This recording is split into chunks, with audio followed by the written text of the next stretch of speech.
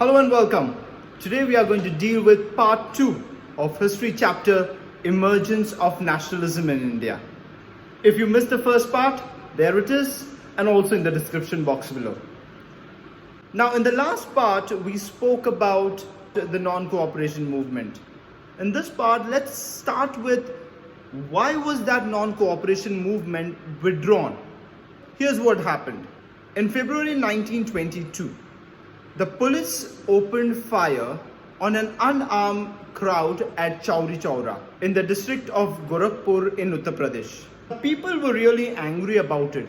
Indeed, they went and attacked the police station in which 22 policemen along with an officer were burned alive.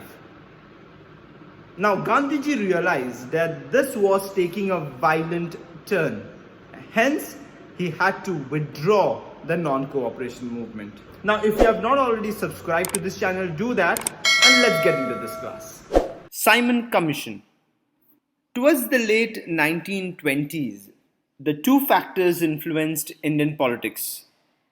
First, the British government appointed a commission under chairmanship of Sir John Simon in 1927 to review the nationalistic developments of India.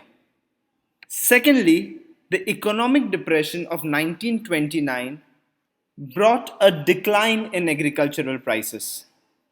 The Simon Commission had no Indian in it.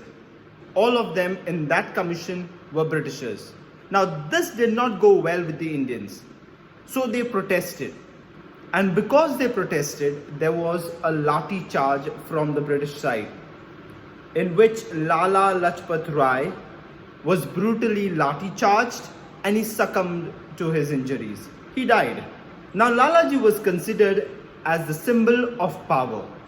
Hence no wonder Gandhiji had remarked, as long as the sun shines in the Indian sky, person like Lalaji will not die.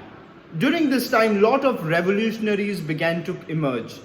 Bhagat Singh, Chandrasekhar Azad, Rajguru Sukhdev, and many others. They believed in a violent action to achieve freedom. Many women also participated in revolutionary activities, such as Kalpana Datta, Beena Das, Pritilata Wadekar, Suniti Chowdhury, and many others. Now let's see further what happens next. Indian National Congress Party held its annual session in Lahore in 1929. Here two resolutions were passed. First was Purna Swaraj and second was Civil Disobedience Movement. Let's look at what is Civil Disobedience Movement. In non-cooperation movement, they tried to stop the working of the British government by not cooperating with the administration.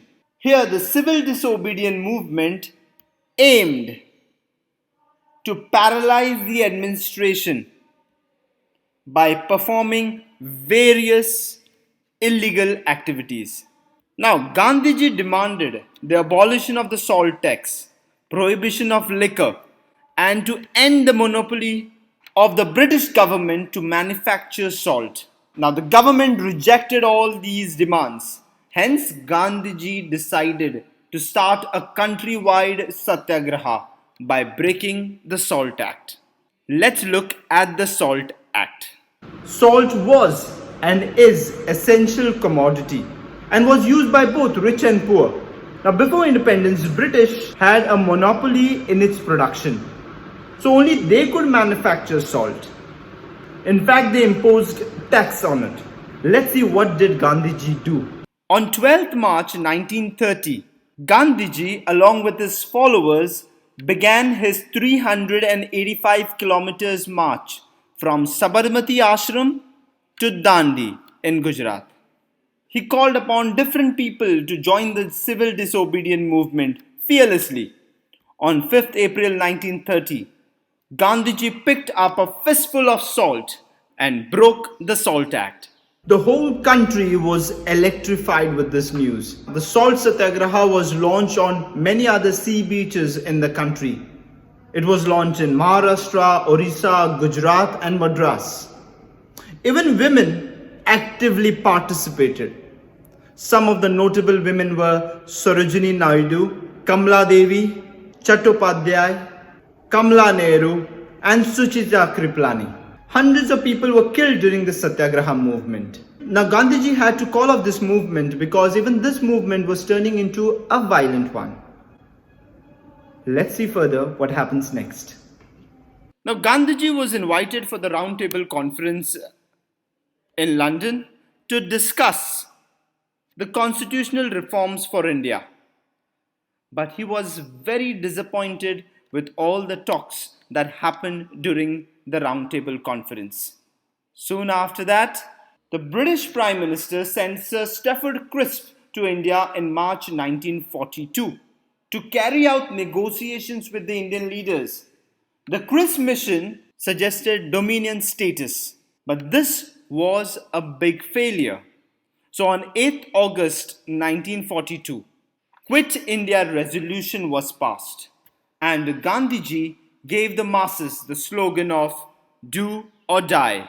Here the students boycotted the schools, workers went on strike, people attacked government properties. Many were injured during this satyagraha, many were killed during this satyagraha. It was during this time that Netaji Subhash Chandra Bose formed Forward Bloc.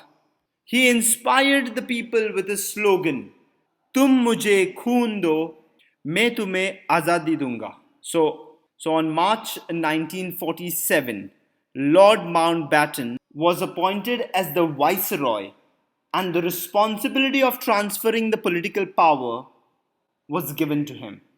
So in 1946, Lord Mountbatten announced Mountbatten Plan. This plan had suggested independence to a divided India.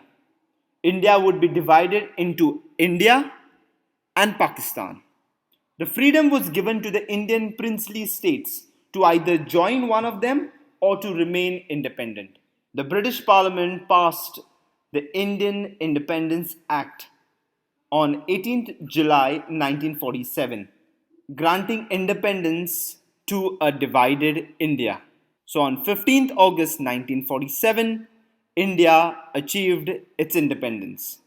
The first Prime Minister was Pandit Jawaharlal Nehru and the first President was Dr. Rajendra Prasad. India became a republic on 26 January 1950. That's it for today. See you next time. Take care. Thank you very much.